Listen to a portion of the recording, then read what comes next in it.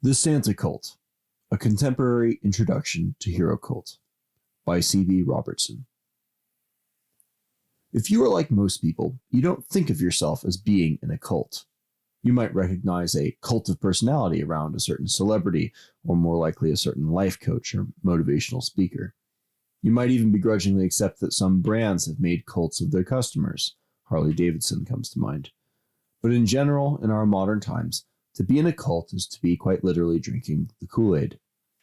So when we hear stories of mythology and hero cults from cultures of the past, at worst we imagine sheltered, brainwashed people stranded in a remote location, vapidly conforming to the dictates of a likely schizophrenic or drug-addled leader. At best, we imagine a lot of essentially well-meaning simpletons making their regular pilgrimage to some supposedly sacred place to offer up their pitiful harvest to an unseen god or goddess, who we now know, with the sharp eyes of the future, to be no more than the rotation of the earth.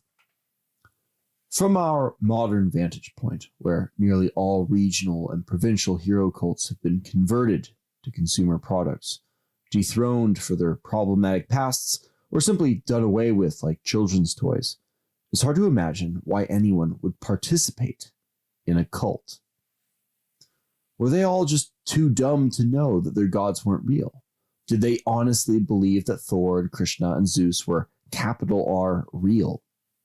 Why would anyone join a cult if it wasn't real? If they didn't truly believe it, if it didn't have some basis in fact? To that end, I am happy to inform you that you are in a cult already and right now. You can't leave the cult. Not really. There's no fence, so we're not stopping you. You were most likely born into this cult.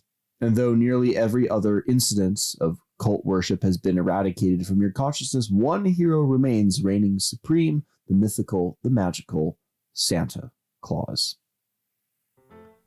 Suppose you came across an adult Homo sapiens out foraging for children's toys, electronics, and assorted scented candles in December. Curious, you inquire what it is they are doing. They respond that they are Christmas shopping. After some back and forth, you discover that they are in fact participating in some kind of reciprocal gift-giving ceremony, closely tied to the winter solstice. The ceremony involves a month of preparation, where the Homo sapiens light up the outsides of their homes and set up living trees inside their houses. The tree is a ritual centerpiece during the gift-giving and receiving portion of the ceremony. Homo sapiens' homes are often selected with Christmas tree placement in mind, and the presence of a fireplace in the home is considered highly auspicious for this single day of the year. On the eve of the ceremonial day, parades of young Homo sapiens in pajamas will bear small plates of cookies and cups of milk, and in some regions a measure of whiskey, to leave at the foot of this tree. Cookies and milk are a high delicacy for the young of the species, so this sacrifice to their winter gift god is a great one. Once the Homo sapiens cubs are asleep in their beds, the religious doctrine goes that a midnight rider in a flying sleigh will bear gifts in exchange for the food offerings. Yet as we, the contemporary anthropologists, will learn through careful observation, no red and white cloud rider appears. Instead, the adults of this species themselves eat the cookies, drink the milk, and deliver gifts under the tree by completely ordinary means. And they do it all in the name of Santa.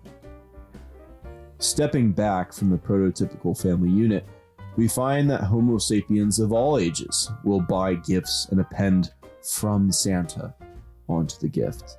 Office workers will take turns being secret Santas at their places of employment.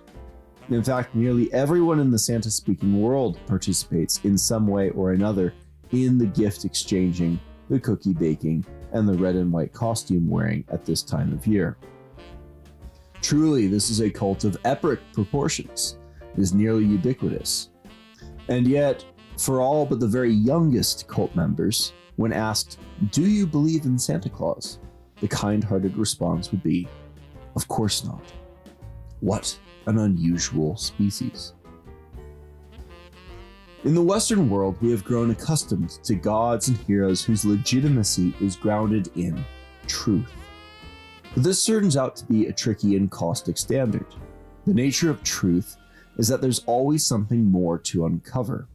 Etymologically, at least in our culture, truth actually is what is uncovered, meaning the search is never done.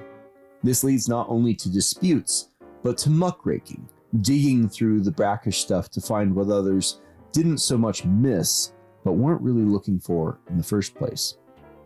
Were you aware that George Washington owned slaves?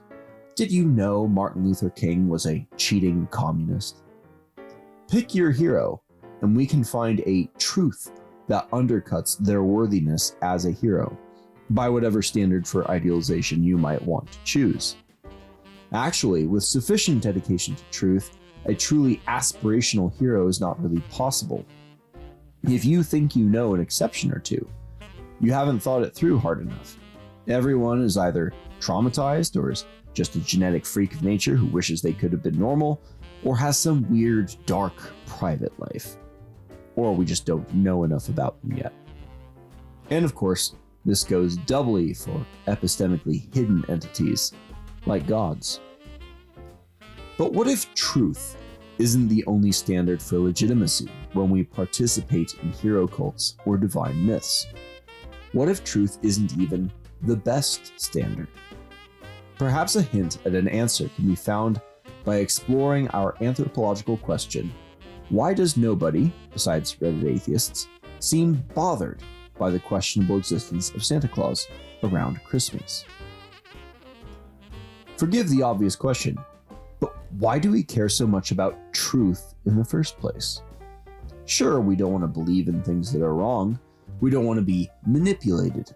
That feels gross. We don't want to feel embarrassed by some dastardly fact checker. But if everything we believe should be true, and we can't actually know what's true, only what's false by falsification in a piously Popperite fashion, how can we believe anything? Welcome to Philosophy of Science 101, where these kinds of questions get rolled out to muddle the minds of high school students, not even undergrads, every year. But these students and their teachers are often satisfied with the pious pauperism of epistemic progress, that we advance by theories, which are like beliefs, but not. They are provisional, you see, so they don't count. If they're wrong, it's okay, because they were only tentative. Theories are not true. Real scientists never use that word, but explanatory. Once new data comes in that old theories don't explain very easily, then the hunt for a new theory begins. But why were we searching for all these explanations in the first place? Like, does understanding what black holes are or how deep the Marianas Trench goes help us practically? Really? The vast majority of science is totally useless, which is fine, but it sort of cuts against the many practical defenses of empiricism offered by scientists. There's something underneath that post hoc justification driving the pursuit of natural understanding. Something unscientific? The spiritual origins of science have been addressed elsewhere, but the short of it is neatly summarized by the spiritual hero of science. Quote, "But I shall be asked, why do people delight in continually conversing with you? I have told you already, Athenians, the whole truth about this. They like to hear the cross-examination of the pretenders to wisdom. There is amusement in this. And this is a duty which the God has imposed upon me, as I am assured by oracles, visions, and in every sort of way in which the will of divine power was ever signified to anyone." End quote. Socrates, The Apology. What Socrates embodied was the compulsion to challenge and falsify. His compulsion was motivated by a pursuit of the truth, which was carried out not so much in the hopes of actually finding the truth. Remember, Socrates' primary claim was that he didn't know things, but with the faith that the pursuit of truth was an intrinsically noble and virtuous undertaking. This is everything you need to know about the essence of science. but look at how unscientific it is. Like, can we really be sure Socrates was even a real person? In fact, there are some doubts about the nature of Socrates, and yet somehow he still works as a foundational hero for empiricism motivated by virtue ethics, and would work even if he never existed. It turns out that Santa isn't the only popular bearded old man with irrelevant historicity. How does this keep happening? Karl Jaspers coined the phrase axial age in 1949, citing this period between the 8th and 3rd century BC as outsized in its impact on religious and philosophical thinking. Jaspers called this period an interregnum between two ages of great empire, where people were looking for answers to fundamental questions. In other words, axioms. While it has been a few years since the 3rd century BC, the postmodern era has left much of the Western world looking for answers in a similar way. You might say we are in a sort of new axial age. The study of axioms, or initial values and judgments, is called axiology. In most times and in most places, axiology is completely irrelevant because the axioms are taken for granted. This is why you've likely never heard the term axiology before. Since the end of the Second World War, the old axioms seem to have lost whatever it was that made them satisfying before. Maybe we need new axioms, or maybe we don't. But if we assume we do need new axioms, new foundational notions of good and evil, aspirational ideals, and so forth, what would that even look like? Are we, for instance, lacking the right word? What's wrong with virtue, for example? Well, as with democracy, fascism, and moral, people have pretty wildly diverging ideas of what virtue actually means and looks like in practice. The word can be a useful finger to quickly point back at something else, but what is the something that we're pointing at? Or is it someone? If we look hard enough, these different understandings of words always express different models of the ideal meaning of the words. My idea of virtue is informed by a particular collection of heroes, say Christopher Hitchens, Bruce Lee, Thomas Jefferson, Achilles, and a few others. Yours might be different. In fact, my own heroic pantheon is different now than it was in my 20s. I find myself less drawn to Jefferson and more to John Adams, likewise less kinship with Achilles and more aspiration to the ideal of Odysseus. But in all cases, our ideals are not abstractions, because the abstract words like virtue and courage and intelligence and whatever other qualities we might elevate always point back to people. This brings us back to Santa and answers our question. People don't care whether or not Santa is real because he is a different genre of existence. People's attachment to Santa is perpendicular to, or perhaps parallel, in any case not colliding with, their attachment to truth. Santa is not above or below Socrates. They are more like cousins existing as axioms of idealized ways of being above and before historical and factual falsifiability. One embodies generosity and cheer, even in the darkness of winter. The other embodies a dedication to truth, even in the face of threats and adversity.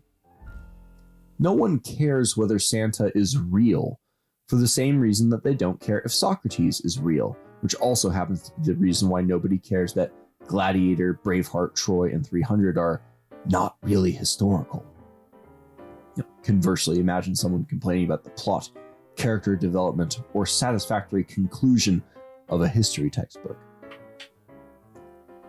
As of this writing, there have supposedly been about 110 billion people on planet Earth. Many, perhaps even most, of these have never become axiomatic heroes. How is it then that the Santas and Socrateses of the world come to be what they are? The nature of the mysterious magnetism of the hero becomes less mysterious when we consider the means by which we come to know of the hero. That is to say, poetry. Poetry is not the universal mechanism of heroization, but it is the usual one. While Socrates' apology is not exactly poetry, there are poetic lines which most people, who have never read the apology, are familiar with in a more or less poetic manner. For example, quote, "The unexamined life is not worth living," end quote. Now, in fact, the line from the apology had to be poeticized slightly in order to be made memorable. The original line reads, quote, "And if I say again, the greatest good of man is daily to converse about virtue, and all that concerning which you hear me examining myself and others, and that the life which is unexamined is not worth living, that you are still less likely to believe," end quote. Doesn't exactly roll off the tongue. But poetry is the medium of the hero because it speaks to us before reason. It is the genre which deals directly in the axioms required for logical thinking to be possible. And it is poetry which brought Santa Claus to us, not as an argument, but as an axiom of December. Quote, "'Twas the night before Christmas, when all through the house not a creature was stirring, not even a mouse. The stockings were hung by the chimney with care, in hopes that St. Nicholas soon would be there," end quote. A Visit from St. Nicholas was written in 1823, making our notion of Santa Claus about 200 years old. This might sound fairly new as far as traditions go, but not so much newer than the tales of Homer and Aeschylus would have been to the people of Athens. If you want something really recent, but with a very, very real chance of taking off into a full-blown hero cult of its own, you need only look at another Christmas-time poem. Quote, "Every Who down in Whoville liked Christmas a lot," end quote. How the Grinch Stole Christmas was written in 1957, making it about 134 years younger than Clement Mark Moore's A Visit from St. Nicholas. There's still some time to go on this one, but the potential is there. The poetry is there. And of course, the power of the poetry comes from that something in the Grinch tale which we connect with. Whether that's the irritation with the somewhat commercialized nature of Christmas, or the discomfort we have with people being a bit too cheery, or perhaps the redemption arc and reconnection at the end. Dr. Seuss speaks to us poetically, and through his poetry, he tells us a new story of ourselves. Initiation is one of those words which has been abused almost to death. But in its essential form and definition, initiation denotes the crossing of some threshold. On the other side of that threshold, things which were mysterious before are no longer mysterious. They make sense. How can people understand that Santa is not real and yet not care? The answer to this mystery is found in the initiation into the Santa cult. Except maybe, perhaps, you already are initiated. Do you know the names of his reindeer? How he enters the house? What are his mannerisms? What sort of gifts does he bring? Perhaps you've even played along yourself. In a box of decorations somewhere, you almost certainly possess one of his signature stocking caps. If you have participated in the reenactment of the Santa myth, despite not believing he is real in the physical sense, then you already understand how mythic participation can exist not only apart from, but prior to belief. This is not limited to the Santa hero cult, but he is the bridge of understanding from the literalist present into something ancient, something upon which literalism actually depends for its weight. Remember the cult of Socrates? Most of us have experienced and enjoyed the Santa cults as participants. To borrow from classicist Greg Nage, we treat it not as a story to believe in, but rather as a story to live by, entirely apart from belief. With Santa, we understand this implicitly.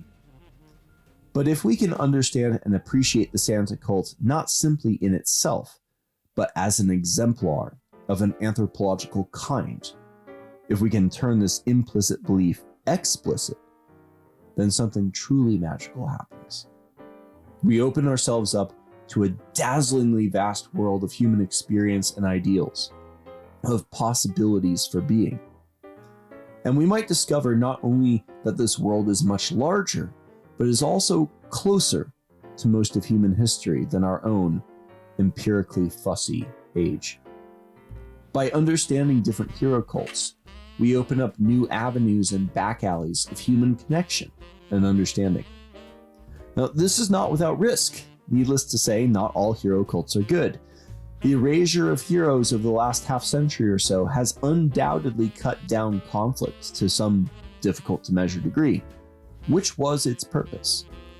And it is questionable whether these heroes even should or could be brought back.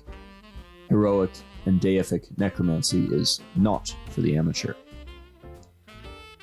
And yet, is a world without heroes, without Santa Claus, really a world worth living in? I don't just mean Santa, I mean any values or ideals of the sort embodied by heroes. If heroes traditionally embody virtues and qualities worth dying for, which they usually do, Santa is a somewhat unusual exception, then the erasure of heroes carries the promise of reducing death. Nothing to kill or die for, as the singer said. But it turns out that the things worth dying for are also the things worth living for. That's why people were willing to die for them in the first place. They matter. And a world with nothing to kill or die for is a world where nothing matters. Perhaps it's asking too much of Santa Claus to have him ride down the sky on human dignity and the value of human life, at least for today. Perhaps it is enough that we simply appreciate him for what he is, for what he offers, reconnection to a kind of spirituality we have always had, apart from literal belief in the hero cults of the past. Because Santa is a hero, in the most truly seasonal sense of the word, residing in the center of his own modern hero cult, which we live by together, and we are better for it.